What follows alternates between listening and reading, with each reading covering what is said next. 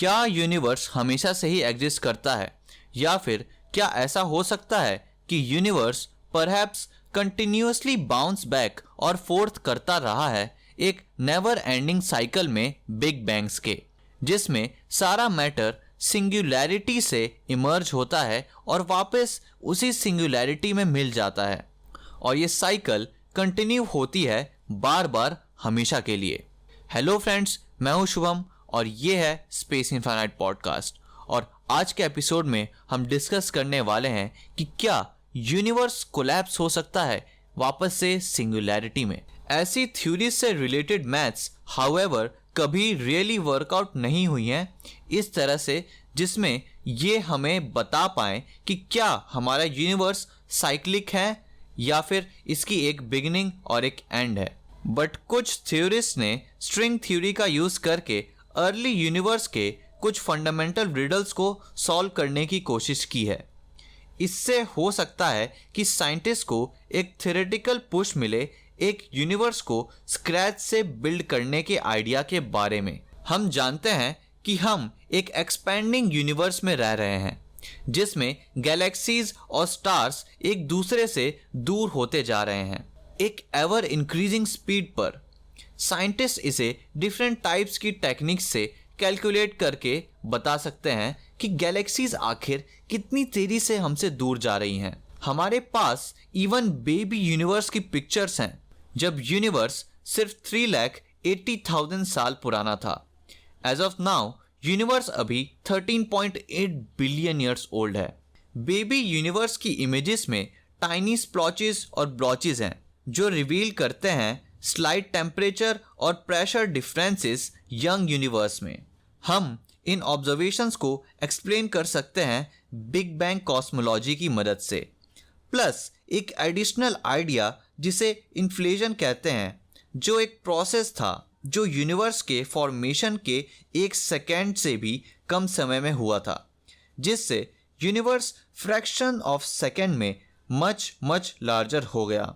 और इसी से ऐसे टेम्परेचर और प्रेशर डिफरेंसेस के रीजन्स बने यूनिवर्स में।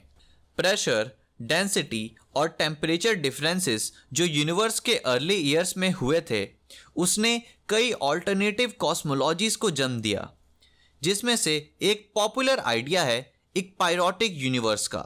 यहाँ पर एक पायरोटिक का मतलब है एक एंशिएंट फिलोसॉफिकल आइडिया, जिसका मतलब है कॉन्स्टेंटली रिपीटिंग यूनिवर्स। एक पायरोटिक सिनेरियो में यूनिवर्स कॉन्स्टेंटली रिपीट होता है। इस पर्सपेक्टिव के अकॉर्डिंग हम करेंटली उस फेज में हैं यूनिवर्स के जो अभी तो एक्सपेंड हो रहा है, लेकिन यह इवेंचुअली समहाउ स्लो डाउन हो जाएगा और इसका एक्सपेंशन इवेंचुअली स्टॉप हो जाएगा और ये वापस कॉन्ट्रैक्ट होने लगेगा, जिससे यूनिवर्स में टेम्परेचर और प्रेशर इंक्रीज होता जाएगा और यूनिवर्स वापस सिंगुलैरिटी के पॉइंट में कॉन्ट्रैक्ट हो जाएगा। देन होगा एक नया बिग बैंग उसी सिंगुलैरिटी से, और ये साइकिल रिपीट होती रहेगी। लेकिन एक पायरोटिक थ्योरी यूनिवर्स में स्प्लॉचेस और टेम्परेचर, प्रेशर और डेंसिटी डिफरेंस को एक्सप्लेन नहीं कर पाता। और इसका मतलब सिर्फ ये नहीं कि थ्योरीज ऑब्जर्वेशन से मैच नहीं होती अर्ली यूनिवर्स के। इसका मतलब ये भी है कि ये कॉस्मोलॉजीज एक गैलेक्सीज, स्टार्स से भरे यूनिवर्स की तरफ भी लीड नहीं करती।